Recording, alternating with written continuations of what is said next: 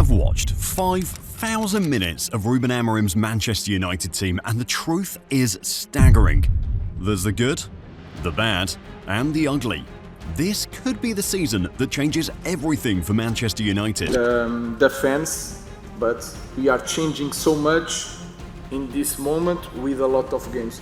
We are going to suffer for a long period and we will try to win games. This will take time. At the end of the 2024-25 campaign, he didn't lie to the Old Trafford faithful. He told them the truth, as he had done from the start. He knew this team was going to suffer. He knew they were going to get beaten and become awful in games. We need to survive now. So, we are being the worst team, maybe, in history of Manchester United. And I know that you want headlines, but I'm saying that because we have to acknowledge that and to change that. So, here you go, your headlines. He called the Man United team he was in charge of the worst in the club's history. But the feeling is very different now. Yes, they lost to Arsenal on match day 1 in the new league season, but for anyone who watched that game, this is a much different Man United team to the one we saw last season. This Man United team isn't boring. It's like Ruben Amorim said, he's built a team that can go toe-to-toe with anyone in the league. This in itself is a bold statement, but it's the truth. This isn't the same Man United team anymore. The rebuild is in full swing. That £200 million spend on attacking players in the team on the opening day, 2 of them already look like they'll be able to repay the heavy transfer fees. Matheus Cunha was on fire versus Arsenal. Yeah, he didn't score or get a goal contribution, but he was a constant threat. He won 8 of his duels, completed 4 out of 6 dribbles, had 4 shots with 3 hitting the target, put in 2 tackles, and had a key pass. But the biggest positive for Cunha was his ability to progress with the ball. You make your own luck in this league. The transition from back to front and eventually getting a shot on goal is a big positive for this Amorim team. It immediately looks like solving a big problem from last season. In the attack, the team lacked ball-carrying players. Amad Diallo was the only standout. The ability to pick up the ball, turn and run at defenders? Cunha's understanding of half spaces and getting into those key areas was also a big positive. It wasn't just Cunha lighting up Old Trafford with that performance. Cunha Mbeumo also showed positive signs in the defeat to Arsenal. He was a live wire. He chased every ball across his path. At the same time, he was always looking to get on the attack and create chances for the team. Get this, he completed 100% of his dribbles versus the Gunners. At the same time, his 20 sprints were the most in the game from both teams. 23 passes completed, 5 shots, 5 crosses, 2 shots on target, and a chance created. Again, a big threat. Then you look at these two beyond the context of the Arsenal game, and they're exactly the mold of players United need in that team now. Players who don't need to wait for chances to come to them. They can orchestrate the chaos. You could also argue that's why Ruben Amorim went heavy for both. They have proven Premier League experience. Cunha had 15 goals and 6 assists for a Wolves team that flirted with relegation last season. Mbeumo had 20 goals and 8 assists for Brentford. Each had more goals and goal contributions than any Man United player last season. In the 2024-25 season combined, Mbeumo and Cunha had 248 take-ons, 189 shots, 126 chances created, 35 goals and 13 assists. But at the same time, it's the other data aside the goals that make them a perfect fit for Amorim's team. We talked about Cunha's ball carrying and his ability to perform in half spaces. With Mbeumo, it's a consistent performer. When he cuts in to shoot over the last 3 seasons, his accuracy has improved significantly. 17 goal contributions in the 2022-23 season, 16 in the 23-24 season, and 28 in the 24-25 campaign. This same Mbeumo also ranks first for the most crosses attempted in the league last season. In pre-season, people laughed about his size. The jokes about his belly and him looking unfit? He didn't just put in the most sprints versus Arsenal on the opening day. Last season, Mbeumo ranked 3rd for the most sprints and 3rd for the most distance covered. Tactically, they fit the system too. I'm just about to tell you how now, but first, you see that subscribe button to Football Historia? Click it to get more videos like this. We saw them operate as 2 number 10s in that inside forward role. Cunha on the left and Mbeumo on the right. The best part about this is, you'd expect it to continue because with Ruben Amorim, he's sticking to what he knows, what he believes works. The third part of that attacking trio will complete the team once he gets up to speed. He had a quiet debut against Arsenal, but it's understandable. He'd only just been at the club for a week and is still getting accustomed to life in Manchester and the Premier League. But even with that, there's every reason to believe Benjamin Šeško can become what Viktor Gyökeres was for Ruben Amorim at Sporting. This time it's Xavi who benefits, and he shovels it forward nicely. There's a slip from Urban. Shoot, he says. Oh my goodness! At 6'5", he's a beast. At the same time, he's raw power. He's got a cannon for a shot, and he can score all types of goals. Tap-ins, acrobatics, powerful headers, long-range screamers. He's like a maxed-up version of a striker on FC career mode. To top it off, Benjamin Šeško's injury record is clean. 0 injuries in the last 3 seasons. In fact, throughout his entire career, he's only been injured for 61 days. Add this to 27 goals in the last 2 Bundesliga seasons for an RB Leipzig team that had been topsy-turvy. The attack is complete. Šeško spearheads the trio, Cunha on the left and Mbeumo on the right. Once the trio clicks, you can see Ruben Amorim's vision. They bring the main ingredients to the team with the goals, but at the same time, they're the first line of defense with the marking and closing down. But Amorim's plan is more than just having a recognized front three. He wants different layers to this attack, and that's why this season we could finally see the re-emergence of a player people thought was finished at Manchester United.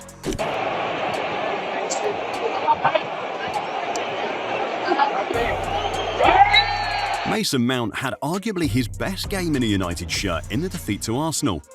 He played in a false 9 position and helped the team maintain a shape and apply pressure on that Arsenal backline. He won 100% of his tackles, completed 21 of his 27 passes, covered 7.6 kilometers, created 2 chances, and had 2 shots on goal himself. He didn't go off injured either. Ruben Amorim has always been very clear about his plan with Mount. It's unbelievable the way he works. I'm moving all the time from position in those old positions, but also the other guys. Was a good test to prepare the first game. He sees him as a player who can play when Bruno Fernandes doesn't. A versatile player who can cover multiple positions. Technical too, but when it comes to technique in that United team, there's not much better than Joshua Zirkzee. There's a reason United decided to let Zirkzee stay and put Rasmus Højlund on the transfer list, despite Højlund scoring more goals than Zirkzee last season. In this team, Zirkzee doesn't have to become an elite goalscorer. He can become his own man. By that, it means when he does play, Amorim will give him the chance to use his best attributes, dropping deep to link up the play, while players like Cunha and Mbeumo run into the spaces he vacates. If Amorim doesn't play either Šeško or Zirkzee in the central attacking position, he can opt for the raw potential of Chido Obi Martin. A solid, promising prospect from Arsenal who shattered so many goal records at under-18 levels. The attack looks promising for Man United, just like another area of the team. The defence, the back three and the wing-backs.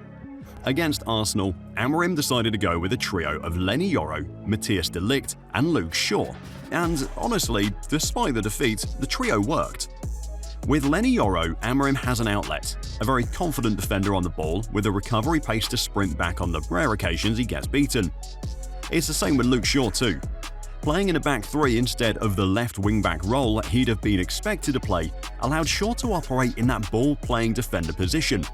He didn't put a foot wrong all game. He just, like Mount, looks like a player with a point to prove in United's system. Where they had 2 ball-playing defenders, Matthijs de Ligt was brute force. Defense was solid today, really solid. Where the hell was Gyökeres today? Yeah, Gyökeres. Yeah, there was no ammo in there. There was no magazine. Yeah, what you calling him for? Gyökeres. Guy was going missing. He had one chance here, on his own with the keeper, and he got bodied. He got put in De Ligt's pocket. He was so awful today. Yeah, you know what? Had we won the game, I would have done the celebration to trust the Arsenal. But you know what? Can't be doing that. Yeah, can't be too shameless. But yeah, Gyökeres. Yeah, we've dodged the bullet with that one so far. And you know what, Šeško? He come on for like the last half an hour, and he did more than what Gyökeres did today. Yeah, like, it's crazy. Arsenal, yeah, hold that. All right, you've won the game, but you know what? You're lucky to win that game today. Arsenal's new signing Gyökeres expected to tear up that United defence and make his mark at Old Trafford. Well, no problem for De Ligt. It again goes beyond the Arsenal game. In defence, Amorim has different profiles that all complement nicely. There are enough ball-playing centre-backs in Leny, Yoro, Lisandro Martinez and Aiden Heaven. When he needs defenders who can man-mark opponents, it's Matthias de Ligt and Harry Maguire. It's the same at wing-back too. Left wing-back seems locked down for Amorim. Patrick Dorgu looks like he might be able to add technical ability to the power and energy he brings to his game. Diego Leon is the new addition to the team, who becomes a trump card for Amorim. Switch focus to the opposite flank, and Nusayr Mazraoui at right back just adds up. He's technical, he can use the ball, provide crosses, and create chances from wing-back. We've also seen Amorim play Diogo Dalot and even Amad Diallo in that position.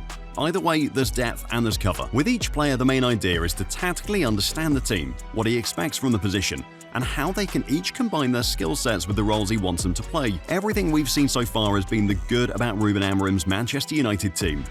The bad? There's still a problem in midfield. It might seem weird saying this, but it's a problem that comes from an unnoticed problem in the team. As of recording this, Brighton have made it even harder for Man United to sign Carlos Baleba.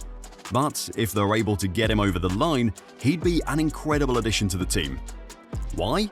Because he's just what they need. Carlos Baleba has one of the most valuable skill sets in the Premier League. It's a rare skill that's a nightmare to defend.